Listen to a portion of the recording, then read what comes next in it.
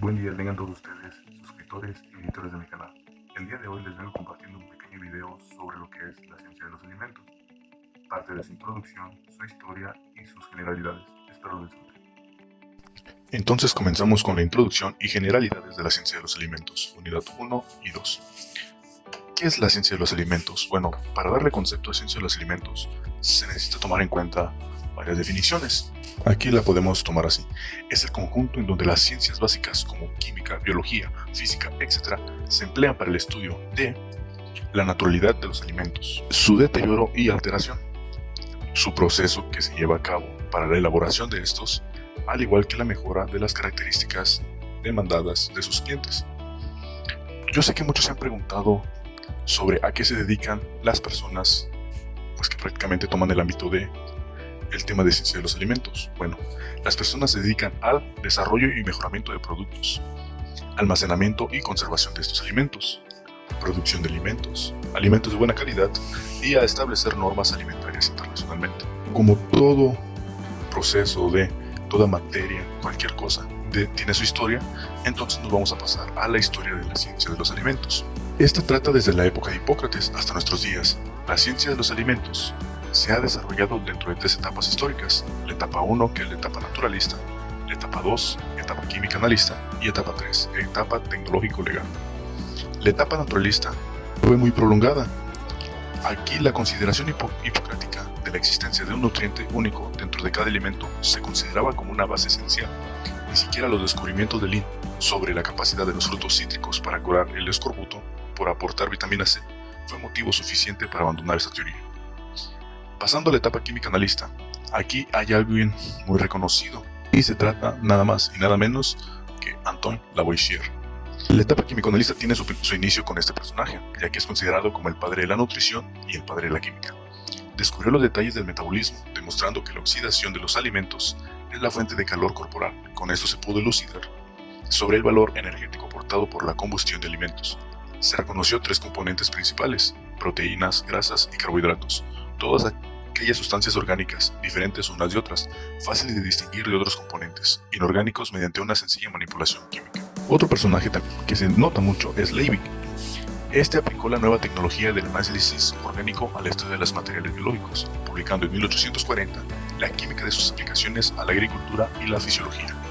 Se ocupó sobre todo de la bioquímica, la química de los procesos de la vida, dividió los alimentos en grasas, hidratos de carbono y proteínas, y enseñó que el calor del cuerpo es el resultado de la combustión de grasas, hidratos de carbono. Leibig es considerado como el fundador de la química agrícola. Sugirió que las plantas transforman la materia inorgánica de la tierra y de la atmósfera en materia orgánica, y experimentó en el ámbito de los fertilizantes artificiales con éxito. Para finales del siglo XVIII hubo muchos acontecimientos. En estos, uno de ellos fue el aislamiento de sustancias inorgánicas, tales como el ácido láctico, el ácido cítrico, el ácido málico. Para el siglo XIX también hubo acontecimientos, como el descubrimiento de la composición aminoácidica de las proteínas, el aislamiento de aminoácidos de proteínas alimenticias. Para 1906, Wilcock y Hopkins establecieron de modo definitivo la relación entre la composición de la proteína en aminoácidos y su valor nutritivo. Para este siglo también apareció por primera vez el concepto de metabolismo y se realiza el primer balance de los componentes alimentarios. Se descubren las necesidades de pequeñas sustancias presentes de los alimentos, que más adelante se conocerán como minerales y vitaminas. Pasando a la etapa 3, la etapa tecnológico-legal, el importante avance tecnológico iniciado desde el siglo XIX ha influido de modo especial al avance de la ciencia de los alimentos. Así surge en 1871 la primera fábrica de margarina en París, y entre los años 1814 y 1890 el suizo Nestlé obtuvo la harina lacteada, la leche desecada y la leche condensada. Su fabricación establece las bases para la actual tecnología alimentaria. Para 1880, Pasteur explica científicamente el fundamento del método de la conservación, dando a conocer la existencia de los microorganismos causantes de la alteración de los alimentos. Este método también se le conoció y se le sigue conociendo hoy en día como pasteurización. El alimento. Antes de ver cualquier tema asociado con el alimento, se tiene que saber o se tiene que tener un concepto de este. El alimento es la sustancia normalmente ingerida por los seres vivos para satisfacer el apetito, las funciones fisiológicas, regular el metabolismo o mantener la temperatura corporal. El alimento se divide o se clasifica en tres partes. Uno de ellos es según a sus condiciones para el consumo, según su aptitud para el consumo y según su origen. No nos vamos a meter mucho en lo de la clasificación de los alimentos, ya que sí importa, pero pues por ahora no. Así que nos vamos a pasar a lo que es un alimento adulterado, falsificado y contaminado.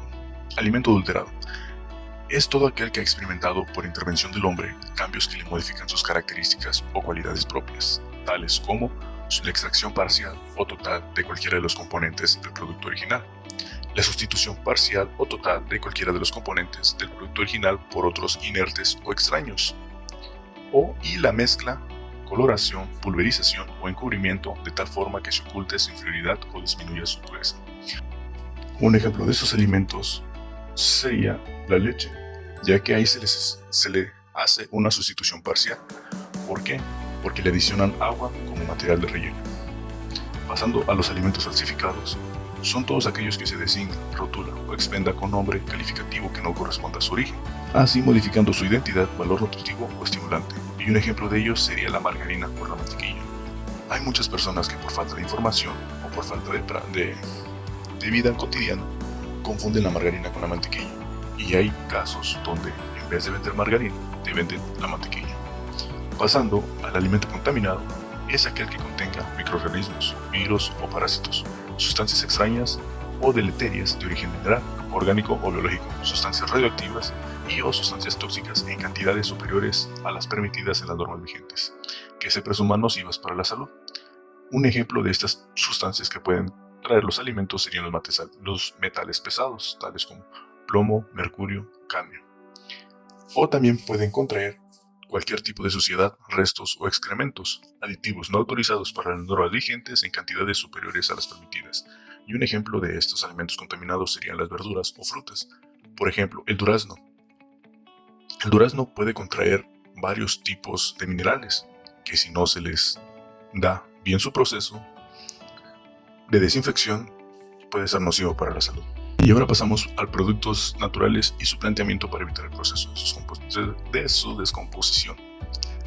Productos naturales pueden ser cualquier fruta, siempre y cuando sea natural, aunque un producto natural, a opinión personal, sería la naranja. ¿Por qué? Porque la naranja tiene vitamina C, que es muy buena para la salud. Ese tipo de fruta puede tener un proceso de descomposición, ya sea por factores como la temperatura y la humedad. Para evitar este tipo de descomposición, cuando se recién corta la naranja, no dejarla al aire libre, ya que también puede llevar un proceso de oxidación, y no dejarlo, como ya se dijo, en lugares ni tan húmedos ni tan secos, al igual que en las temperaturas. Bueno, esto sería todo del día de hoy. Espero les haya gustado mucho. Nos vemos en el siguiente video. No olviden suscribirse y darle like a la página. Muchas gracias.